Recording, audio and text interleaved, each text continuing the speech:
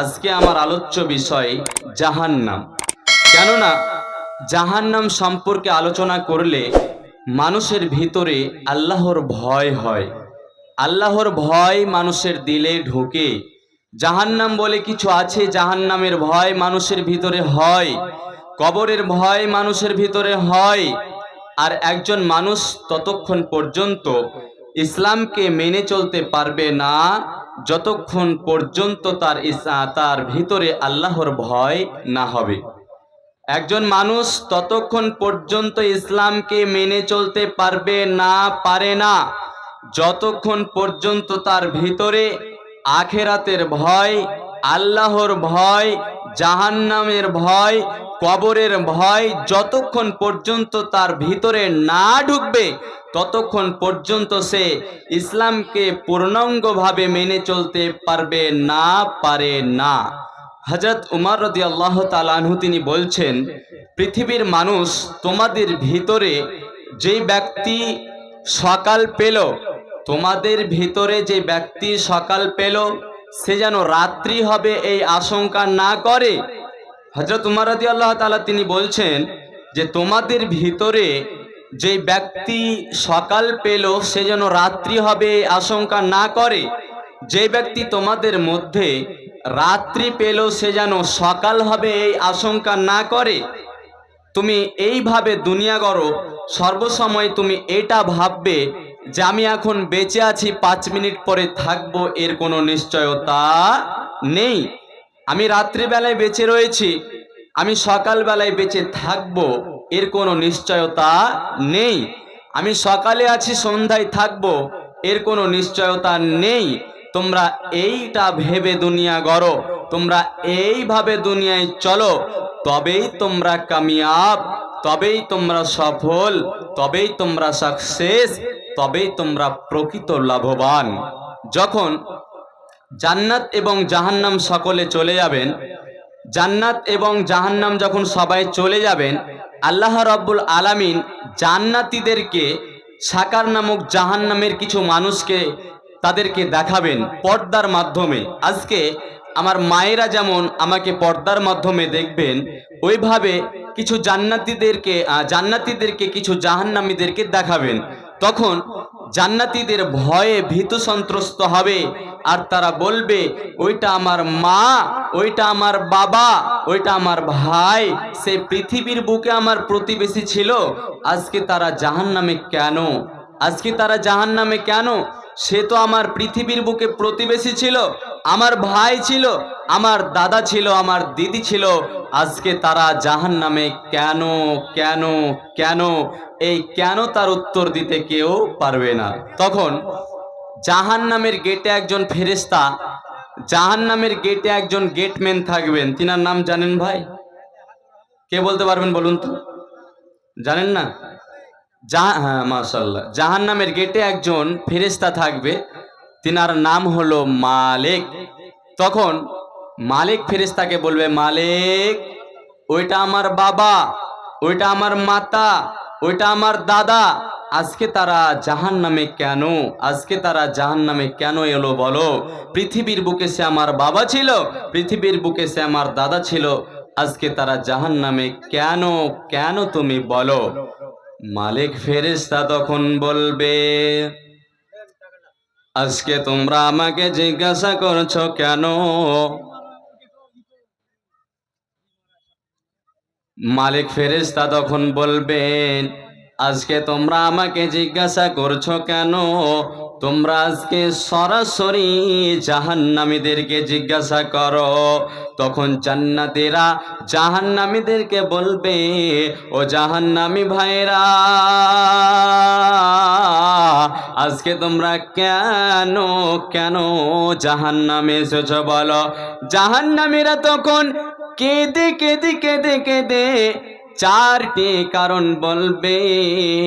আল্লাহ রাব্বুল আলামিন বলেন, ইয়াতাসাআলুনা আনিল মুজরিমিন, আল্লাহ রব্বুল আলামিন বলেন, যখন জাহান্নামীদের জিজ্ঞাসা করা হবে, যখন জাহান্নামীদের সওয়াল করা হবে, যখন মুজরিমদের জিজ্ঞাসা করা হবে, তোমরা কেন কেন কেন আজকে জাহান্নাম এলে বলো, জাহান্নামীরা তখন কেঁদে কেঁদে কেঁদে কেঁদে আর্তনাদ করবে আর বলবে, এইদিকে দেখুন, কেঁদে কেঁদে আর্তনাদ করবে আর বলবে, বলবে আমরা পৃথিবীর বুকে, তারা কেঁদে কেঁদে কেঁদে কেঁদে চারটি কারণ বলবে, আজকে আমরা পৃথিবীর বুকে চারটি কারণে আজকে আমরা জাহান্নাম এলাম, আমরা জান্নাত পেলাম না, পেলাম না।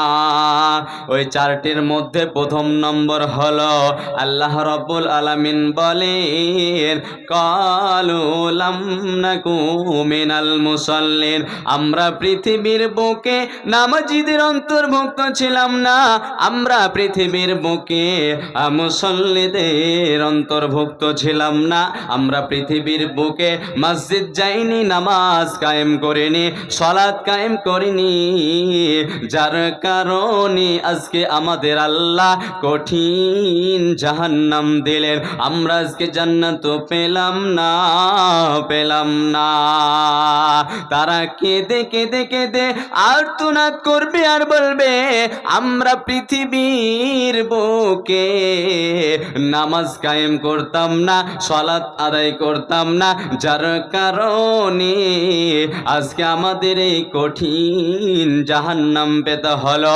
আমার আব্বা জানেরা খুব মন দিয়ে শুনুন, আমার মায়েরা, পৃথিবীর বুকে নামাজ কায়েম করনে ওয়ালি হয়ে যান, আমার আব্বা জানেরা পৃথিবীর বুকে নামাজ কায়েম করনে ওয়ালা হয়ে যান, নতয়ে বাঁচার কোনো উপায় রবে না, রবে না। নাম্বার 2, ওয়ালাম নাকুনু তুঈমুল মিসকিন, আমরা পৃথিবীর বুকে মিসকিনদের খাবার খেলাতাম না, মিসকিনদের খাবার দিতাম না, মিসকিনদের খাবার খেলাতাম না, যার কারণে আজকে আমাদের কঠিন জাহান্নাম পেতে হলো, আমরা আজকে আল্লাহর জান্নাত পেলাম না, পেলাম না। মিসকিন কাকে বলা হয়? মিসকিন ওই ব্যক্তিকে বলা হয় যেই ব্যক্তিটি পৃথিবীর বুকে সকালে খেলো, দুপুরে কি খাবে সে সম্বলটুকু নেই, দুপুরে খেলো, রাতে কি খাবে সে সম্বলটুকু নেই। এই ব্যক্তি এবং মানুষের সামনে লজ্জায় হাতও পাততে পারে না, মানুষের সামনে লজ্জায় চাইতেও পারে না। এই সমস্ত ব্যক্তিদের আমার আল্লাহ ইসলামী পরিভাষায় মিসকিন বলেছেন। অতএব আমরা মিসকিনদের তাড়িয়ে দিতাম, মিসকিনদের খাবার খেলাতাম না, মিসকিনদের তাড়িয়ে দেওয়ার কারণে আজকে আমাদের কঠিন জাহান্নাম পেতে হলো, আমরা আল্লাহর জান্নাত পেলাম না, পেলাম না। তারা কেঁদে কেঁদে আর্তনাদ করবে আর বলবে, আমরা পৃথিবীর বুকে মিসকিনদের খাবার খেলাতাম না, গরিব মানুষের পাশে ছিলাম না। আপনার এক ভাই, আপনার এক প্রতিবেশী, আপনার পাশের বাড়ি, আপনি তো ঠিকই 3 বেলা খাওয়া দাওয়া করেন, আপনি আপনার পরিবার নিয়ে সুখে থাকেন, আপনি আপনার পরিবার নিয়ে ভালো থাকেন, কিন্তু আপনার পাশের এক ভাই, আপনার পাশের এক বাবাজি, আপনার পাশের এক প্রতিবেশী, সে অভাব অনটনে থাকে, কি খায় কি না খায় সেই খোঁজ খবর আপনি রাখেন না, কি খায় কি না খায় সেই খোঁজ খবর আপনি রাখেন না। আপনার জন্য জাহান্নাম রেডি রয়েছে। অতএব মিসকিনকে তাড়ানো যাবে না, গরিব মানুষের সঙ্গে থাকতে হবে, সামর্থ্য অনুযায়ী তাদের আপনাকে সহযোগিতা করতে হবে বন্ধু আমার। নাম্বার 3, আল্লাহ রাব্বুল আলামিন বলছেন, ওয়া কুন্না নাখুযু মা'আল খায়দিন, আমরা পৃথিবীর বুকে বেশি বেশি বেশি বেশি বক বক বক বক করতাম, আমরা পৃথিবীর বুকে অনর্থক কথাবার্তা বলতাম, আমরা পৃথিবীর বুকে গীবত করতাম, পরনিন্দা পরচর্চা করতাম। বন্ধু রে, আপনি চায়ের দোকানে বসে, আপনি বাজারে বসে বসে, আপনি মাঠে ঘাটে বসে আপনি আপনার ভাইয়ের পরনিন্দা করলেন, আপনি আপনার ভাইয়ের পরচর্চা করলেন, আপনি আপনার প্রতিবেশীর গীবত করলেন, পরনিন্দা করলেন, পরচর্চা করলেন। আল্লাহ রাব্বুল আলামিন বলছেন এর কারণে এই পৃথিবীতে যারা এই সমস্ত কাজ করে এদের বাঁচার উপায় রবে না, রবে না। আল্লাহ রাব্বুল আলামিন বলেন ওয়াইলুল লিকুল্লি হুমাজাতিল লুমাজা, যারা সামনে নিন্দা করে পিছন পিছন গীবত করে। আমার পরের বক্তাকে দিবেন আমার, যারা সামনে নিন্দা করে পিছন পিছন গীবত করে, যারা সামনে নিন্দা করে পিছন পিছন গীবত করে, আল্লাহ রাব্বুল আলামিন তাদের জন্য লানত করেছেন, তাদের জন্য অভিসম্পাদ করেছেন। অতএব বন্ধু রে, এই পৃথিবীর বুকে পরনিন্দা পরচর্চা করা যাবে না, অনর্থক কথাবার্তা বলা যাবে না। নাম্বার 4 আল্লাহ রাব্বুল আলামিন বলছেন ওয়াকুন্না নুকাযযিবু বিয়াউমিদ্দিন, আমরা পৃথিবীর বুকে দিনকে অস্বীকার করতাম, আমরা পৃথিবীর বুকে জান্নাতকে মানতাম না, আমরা পৃথিবীর বুকে জাহান্নাম বিশ্বাস করতাম না, আমরা পৃথিবীর বুকে কবরকে বিশ্বাস করতাম না, যার কারণে আজকে আমাদের কঠিন জাহান্নাম পেতে হলো, আমরা আল্লাহর জান্নাত পেলাম না, পেলাম না। আমার বাবাজি গণেরা, একবার বিবেককে জিজ্ঞাসা করুন, একবার চিন্তা করে দেখুন, আপনার বাবা বেঁচে ছিল, 85 বছর বয়সে মারা গিয়েছে, আপনার বাবা কি আজকে পৃথিবীর বুকে চলে ফিরে বেড়ায়? কই আপনার বাবা? আজকে আপনার বাবা পরকালের মেহমান হয়ে গেছে। আপনার মা বেঁচে ছিল, আজকে কি পৃথিবীর মুখে চলাফেরা করে রে? আজকে আপনার মা পরকালের মেহমান হয়ে গেছে, পৃথিবীর বুকে আপনার মা নেই, আপনার বাবা নেই, আপনার দাদু নেই, আপনার দিদা নেই, এই করে অনেকেই পৃথিবীর বুক ছেড়ে চলে গিয়েছে। এই জন্য একজন কবি বলছেন এই ধন মাল ছিল তোমারও দাদার, দাদা মরে গিয়ে আজ হয়েছে বাবার, বাপেরও মালেতে তুমি ওয়ারিস হইলে, কাল ছেলে ওয়ারিস হবে তুমি মারা গেলে, ধন ধন করিও না ধন উপার্জন, তুমি মারা গেলে তোমায় দেবে না কো ধন। অতএব বন্ধু রে, কবরকে বিশ্বাস করতে হবে, পরকালকে বিশ্বাস করতে হবে, জান্নাতকে বিশ্বাস করতে হবে, জাহান্নামকে বিশ্বাস করতে হবে, নতে বাঁচার কোনো উপায় রবে না, রবে না। কয়টা হলো?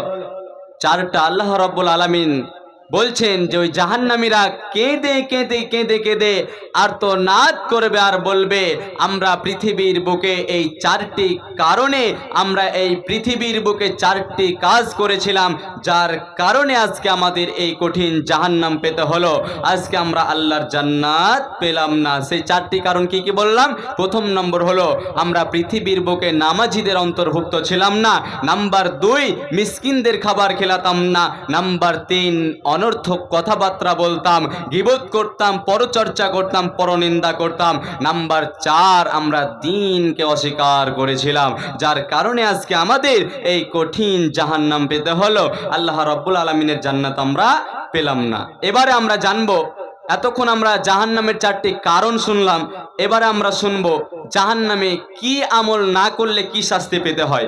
দেখুন, আল্লাহর নবী সাল্লাল্লাহু আলাইহি সাল্লাম স্বপ্নের মাধ্যমে দেখছেন, আল্লাহর নবী সাল্লাল্লাহু আলাইহি সাল্লাম স্বপ্নের মাধ্যমে দেখছেন, আর নাবিদের স্বপ্ন সত্য হয়, এটা আপনি বিশ্বাস রাখবেন।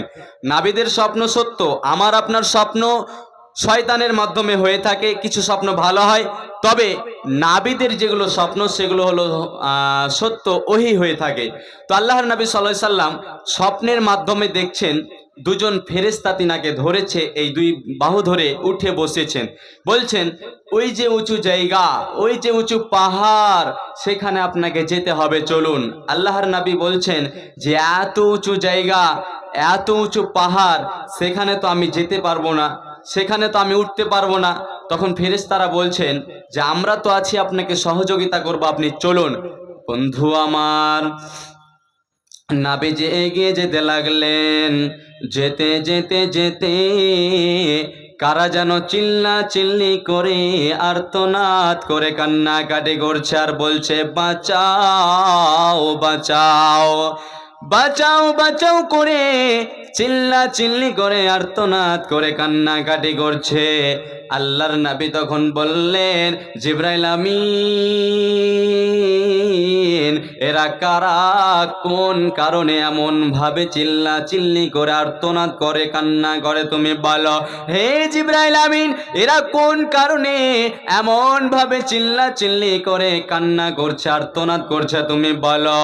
জিবরাইল আমিন তখন বললেন, ইয়া রাসূলুল্লাহ, ইয়া হাবিবাল্লাহ, আপনি আরো এগিয়ে যেতে লাগুন, আপনি আরো আগে বাড়ুন। নবীজি তখন আরো এগিয়ে যেতে লাগলেন। আর যেতে যেতে যেতে যেতে অনেকটা যাবার পরে কিছু লোককে তাদের পাগুলোকে আকাশের দিকে, তাদের মাথাগুলোকে জামিনের দিকে ঝুলিয়ে রাখা হয়েছে। তাদের পাগুলোকে আকাশের দিকে, তাদের মাথাগুলোকে জামিনের দিকে ঝুলিয়ে রাখা হয়েছে। এই ঝুলিয়ে রাখার কারণে তাদের মুখ চিরে, মুখ ফেটে রক্ত বের হতে আছে। তখন নবীজি বলছেন, জিবরাইল আমিন, তুমি বলো এরা কারা, কোন কারণে এমন ভাবে শাস্তি পাচ্ছে, কোন কারণে আল্লাহ রাব্বুল আলামিন এদেরকে কঠিন শাস্তি দিয়েছে, তুমি বলো। জিবরাইল আমিন তখন বলছেন, ইয়া রাসূলুল্লাহ, ইয়া হাবিবাল্লাহ, এরা ওই সমস্ত নাফরমান বান্দা বান্দিরা, এরা ওই সমস্ত নাইশুকরে বান্দা বান্দিরা, এরা ওই সমস্ত গুনাহগার বান্দা বান্দিরা যারা পৃথিবীর বুকে, যারা পৃথিবীর ভিতরে আর রমজানরত অবস্থায় আর রমজান পানহার করেছিল, রমজানরত অবস্থায় তারা খাওয়া দাওয়া করেছিল, রোজাকে ত্যাগ করেছিল। রোজাকে ত্যাগ করার কারণে, রোজাকে ভঙ্গ করার কারণে আমার আল্লাহ এদের কঠিন শাস্তি দিয়েছে। এরা মাথা ঢুকে মরে গেলেও আল্লাহর জান্নাত পাবে না, পাবে না। কি করলি তুই ভাবে সে, মায়ার জালে গেলি ফেসে। কি করলি তুই ভাবে সে, মায়ার জালে গেলি ফেসে। আজরাইলে সে ধরবে কোসে, কে বাঁচাবে তোর প্রাণ। ওরে মুসলমান তোরা হারাস না ইমান, ওরে মুসলমান তোরা হারাস না ইমান। যদি করিস নামাজ রোজা থাকবে না তোর পাপের বোঝা, যদি করিস নামাজ রোজা থাকবে না তোর পাপের বোঝা। মরণ কালে পাবি রে তুই জান্নাতি আদা। ওরে মুসলমান তোরা হারাস না ইমান, ওরে মুসলমান তোরা হারাস না ইমান। অতএব বন্ধু রে, যারা পৃথিবীর বুকে রমজানকে ত্যাগ করেছিল, রোজাকে ভঙ্গ করেছিল, ও কারণে রোজাকে ছেড়ে দিয়েছিল, তাদের বাঁচার উপায় রবে না, রবে না। সবাই রোজা রেখেছি আমরা বাবাজি, সবাই রোজা রেখেছি বলুন, হ্যাঁ না বলুন। অনেক মানুষ দেখবেন হাড্ডা গাড্ডা শরীর, এত সুন্দর শরীর, তবু রোজা রাখে না। বাচ্চা বাচ্চা ছেলে রোজা রাখে, কিন্তু বড় বড় যারা বয়স্ক যুবক, যারা যুবক ছেলে, অনেক মানুষ ভালো শরীর নিয়ে তারা রোজা রাখে না। তুমি রেডি থাকো, তোমার জন্য জাহান্নাম রেডি রয়েছে। হাদিসটি এখনো শেষ হয়নি। ইমাম তিরমিজি নিয়ে এসেছেন হাদিসটি। জাহান্নামের বিবরণ আল্লাহর নবী দিয়েছেন, শোনেন উম্মত রে। জাহান্নামের ভিতরে একটি নদী আছে। নদীটি কেমন হবে? নদীটি না সারাবের হবে, নদীটি না মধুর হবে, নদীটি না দুধের হবে, নদীটি এত দুর্গন্ধময় নদী হবে রে, এত দুর্গন্ধময় নদী হবে। পচা রক্ত পুজের নদী হবে, পচা রক্ত পুজের নদী হবে, এত দুর্গন্ধময় নদী হবে। আর ওই নদীতে কিছু লোক তারা হাবুডুবু খাবে, তারা উঠবে বসবে, উঠবে বসবে, তারা পারে উঠতে চাইবে, তাদেরকে আবার পাথর মেরে নামিয়ে দেওয়া হবে রে। আল্লাহর নবী তখন বলছে, জিবরাইল আমিন তুমি বলো, যেখানে দাঁড়ানো যায় না, যেখানে টিকা যায় না, দুর্গন্ধর কারণে যেখানে দাঁড়ানো যায় না, আর ওই দুর্গন্ধময় নদীতে তাদের কেন চুবড়ে রাখা হয়েছে তুমি বলো, কেন তাদের চুবড়ে রাখা হয়েছে তুমি বলো।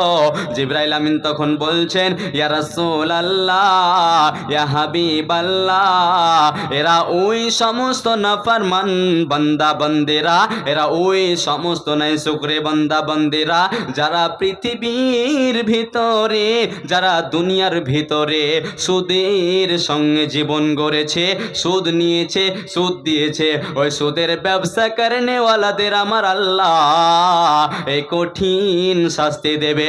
ওরা মাথা টুকে মরে গেলেও আল্লাহর জান্নাত পাবে না, পাবে না, পাবে না।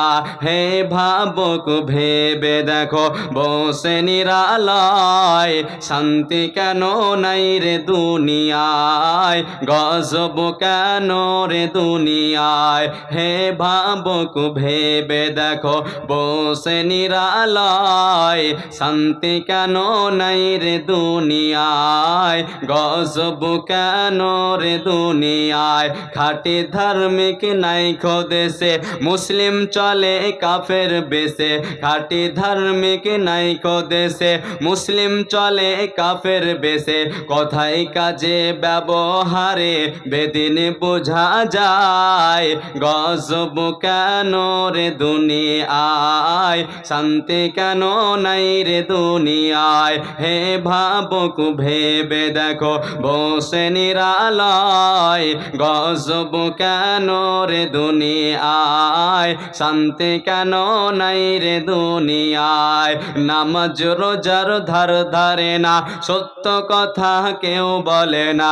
নামাজ রোজার ধার ধারে না, সত্য কথা কেউ বলে না।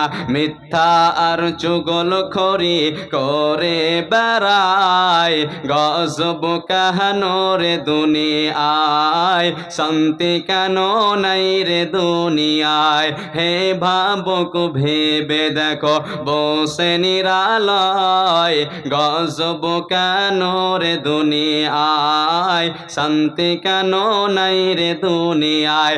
অতএব বন্ধু রে, যারা পৃথিবীর বুকে সুদের সঙ্গে জীবন গড়েছে, সুদ নিয়েছে, সুদ দিয়েছে, ওই সুদের ব্যবসা করেনেওয়ালাদের আমার আল্লাহ এই কঠিন শাস্তি দেবে। এরা মাথা ঠুকে মরে গেলেও আল্লাহর জান্নাত পাবে না, পাবে না।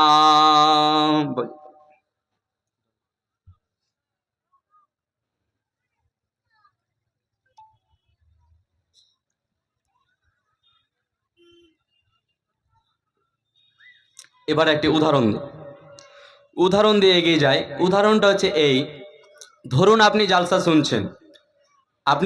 শুনছেন, আপনার বাড়ি থেকে আপনার ছোট ছেলেটি ফোন করেছে, বলছে আব্বা, আপনি বলছেন কি হলো বেটা, তখন আপনার ছেলে বলছে বাবা আপনি এক্ষুনি বাড়ি আসুন। আচ্ছা, আপনি জালসা শুনতে এসেছেন, এই মুহূর্তে বাড়ি যেতে ইচ্ছা করবে? আর হ্যাঁ না বলুন, বাড়ি যেতে ইচ্ছা করবে? তখন আপনি বলছেন এই মাত্র জালসা শুনতে এলাম, ভালো লাগছে, কেন বেটা? তখন আপনার ছেলে বলছে না আব্বা আপনি এক্ষুনি বাড়ি আসুন। যখন আপনার ছোট ছেলে বারবার জরুরিভাবে বলবে বাবা আপনি বাড়ি আসুন, আপনি থাকতে পারবেন? এবার বাড়ি গিয়েছেন, বাড়ি গিয়ে আপনার ছোট ছেলেটিকে বলছেন কি হলো বেটা, এত জরুরি তলব করছো, বারবার ডাকছো যে? তখন আপনার ছোট ছেলেটি আপনাকে একটি কাগজ দিয়ে বলছে যে এই নিন ধরুন আর পড়ুন। তখন আপনি তাড়াহুড়া করে চশমা নিয়ে পড়ে দেখছেন, লেখা রয়েছে গত 8 দিন আগে ভগবানগোলা রেল স্টেশনে একটি ট্রাককে হাইজ্যাক করা হয়েছে, সেই ট্রাক ছিনতাইয়ে আপনার বড় ছেলে 1ম নম্বর আসামি। আচ্ছা, কাগজটি পাওয়ার পরে তারপরে পরের দিন আপনাকে কোর্টে হাজিরা দিতে হবে। কাগজটি পাওয়ার পরে আপনার মন ঠিক থাকবে? কাগজটি পেয়ে কি আপনি ঘুমিয়ে থাকবেন, না এর কোনো ব্যবস্থা নেবেন? কথা বলুন, ব্যবস্থা নেবেন।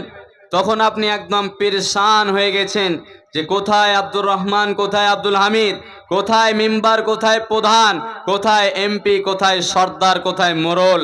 আপনি একদম পেরেশান হয়ে গেছেন, আপনি সুস্থ মানুষ ব্যস্ত হয়ে গেছেন, আপনি জালসা শুনছিলেন, কাগজটি পাওয়ার পরে আপনি একদম পেরেশান হয়ে গেছেন।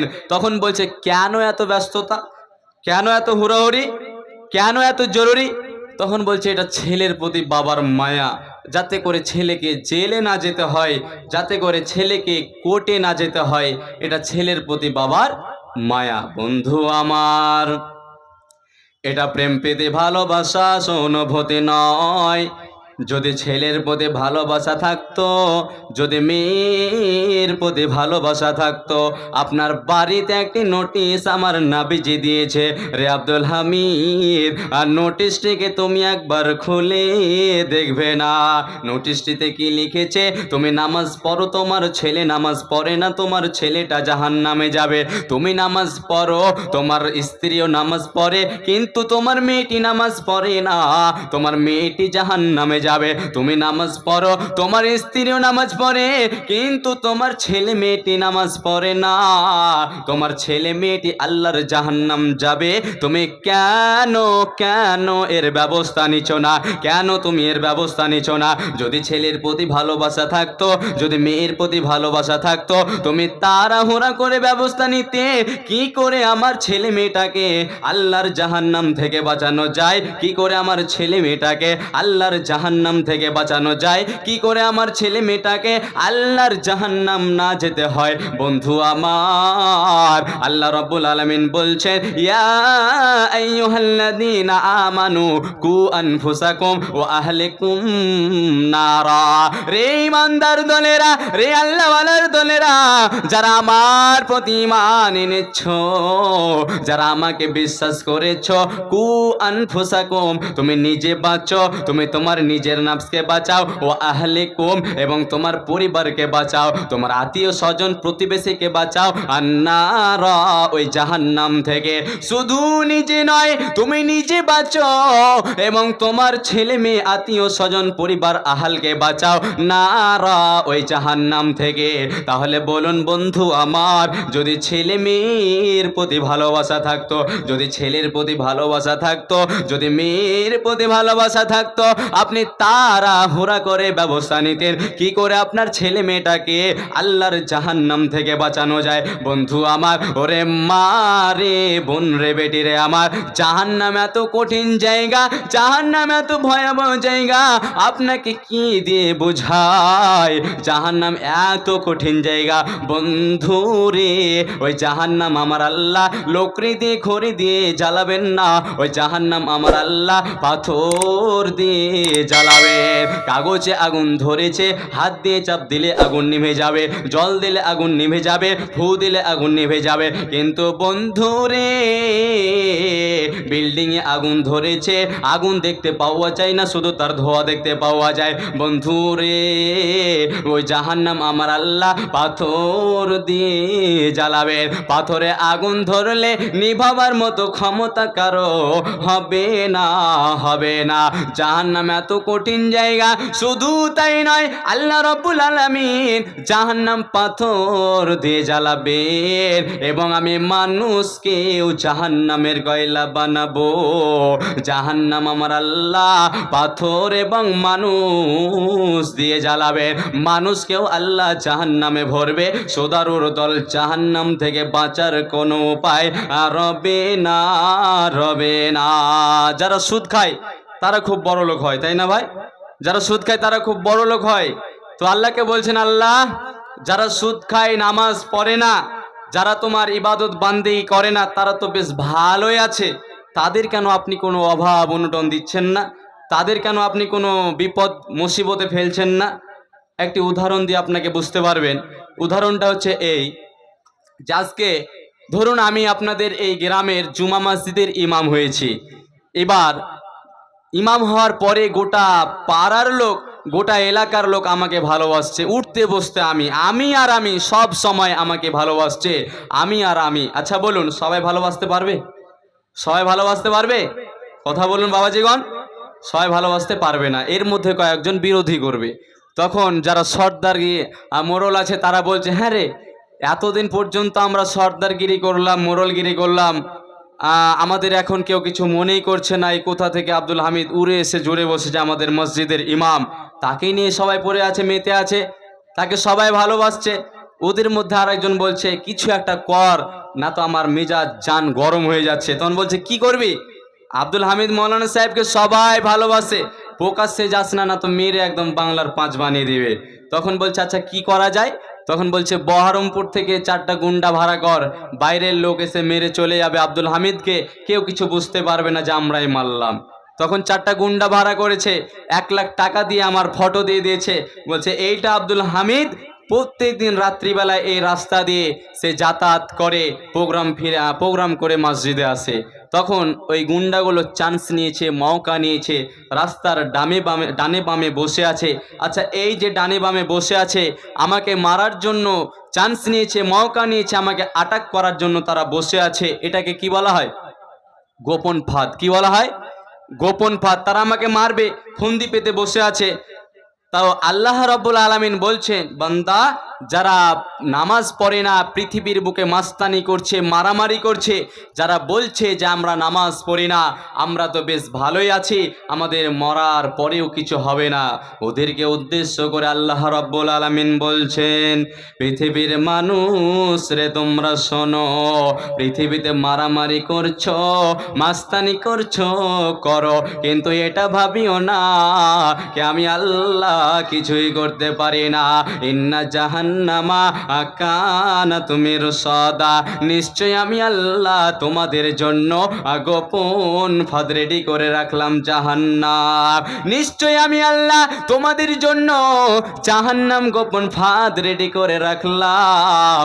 আমার মউত যখন তোমাদের ধরবে, আমার মউত যখন তোমাদের ধরবে, তোমরা মরবে, আমার কাছে আসবে আর তোমরা ফাঁসবে রে। আমি আল্লাহ তোমাদের জন্য জাহান্নাম গোপন ফাঁদ রেডি করে রাখলাম। এরপরে আল্লাহ রাব্বুল আলামিন বলছেন, লিত্তাগিনা মাআবা, সীমালঙ্ঘনকারীদের জন্য পর্তবর্ত স্থান। সীমালঙ্ঘনকারীদের জন্য পর্তবর্ত স্থান কেন? কারণ আমরা যখন জন্ম নিয়েছিলাম, আমরা সকলেই মুসলিম ছিলাম। যে ছেলেটি হিন্দুর বাড়িতে জন্ম নিয়েছে সে ছেলেটিও মুসলিম ছিল, যে ছেলেটি হিন্দুর বাড়িতে জন্ম নিয়েছে সে ছেলেটিও মুসলিম ছিল, যে ছেলেটি ইহুদির বাড়িতে জন্ম নিয়েছে সে ছেলেটিও মুসলিম ছিল, যে ছেলেটি খ্রিস্টানের বাড়িতে জন্ম নিয়েছে সে ছেলেটিও মুসলিম ছিল।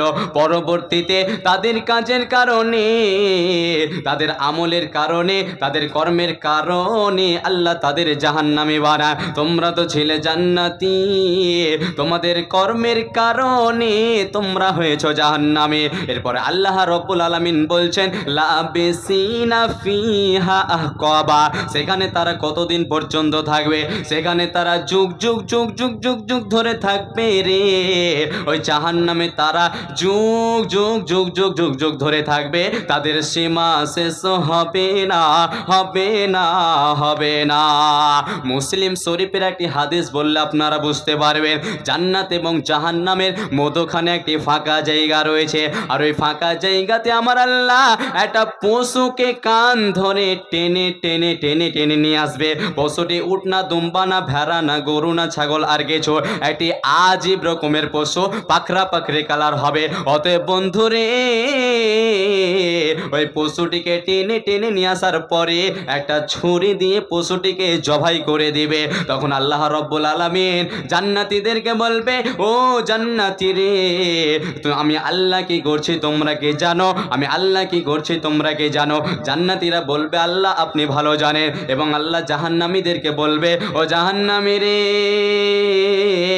আমি আল্লাহ কি করছি তোমরা কি জানো? জান্নাত এবং জাহান্নামীরা বলবে, আল্লাহ আপনি ভালো জানেন। জান্নাত এবং জাহান্নামীরা আল্লাহকে বলবে, আল্লাহ আপনি ভালো জানেন। আল্লাহ তখন জান্নাতীদেরকে বলবে, ও জান্নাতী রে, আমি আল্লাহ আজকে যে পশুটিকে মেরে দিলাম, আমি আল্লাহ আজকে যে পশুটিকে জবাই করে দিলাম, এরই নাম মউত। আমি আল্লাহ আজকে মউতকে জবাই করে দিলাম, আমি আল্লাহ আজকে মউতকে জবাই করে দিলাম। ও জান্নাতী রে, আজ থেকে তোমরা চির সুখে জান্নাতে বসবাস করো, তোমাদের আজ থেকে মউত হবে না, হবে না। এরপরে আল্লাহ রাব্বুল আলামিন জাহান্নামীদেরকে বলবে, ও জাহান্নামী রে, আমি আল্লাহ কি করছি তোমরা কি জানো?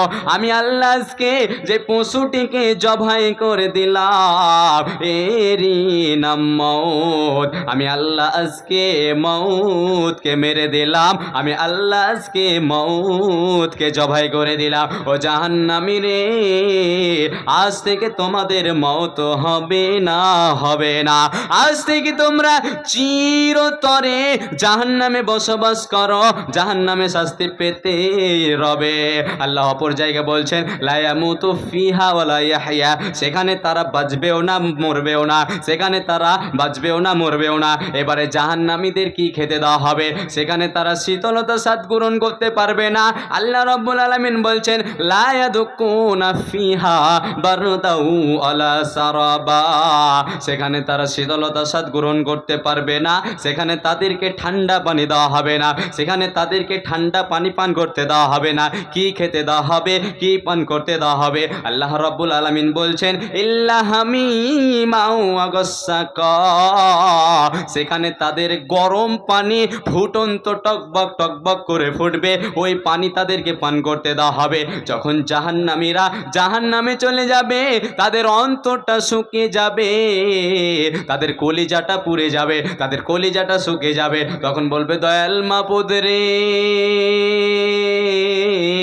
আপনি না বড় দয়ালু, আপনি না বড়ই মেহেরবান আল্লাহ, আমাদের অন্তরটা পুড়ে গেল, আমাদের অন্তরটা শুকিয়ে গেল, আল্লাহ আপনি পানির ব্যবস্থা করুন। তারা মুহূর্তের মধ্যে আকাশের দিকে চেয়ে দেখবে, তারা মুহূর্তের মধ্যে আকাশের দিকে চেয়ে দেখবে আকাশে মেঘ রেডি হয়েছে, আকাশে মেঘ রেডি হয়েছে। কিন্তু বন্ধু রে, ওই মেঘ এত তেজস্ক্রিয় হবে, এত গরম টকবক টকবক করে ফুটবে, এত টকবক টকবক করে ফুটবে, শুধু গরম হলেই তো হয়ে যেত, এত তেজস্ক্রিয় ফুটন্ত পানি হবে রে। আর ওই ফুটন্ত জল ওই জাহান্নামীদের খেতে দেওয়া হবে। ওই জল তারা খাবার সঙ্গে সঙ্গে তাদের নারী ভুঁড়িগুলো পায়খানা রাস্তা দিয়ে বেরিয়ে যাবে। যদি কোরআন হাদিস না মানি জীবনে, কি হবে গো মৃত্যুর পরে?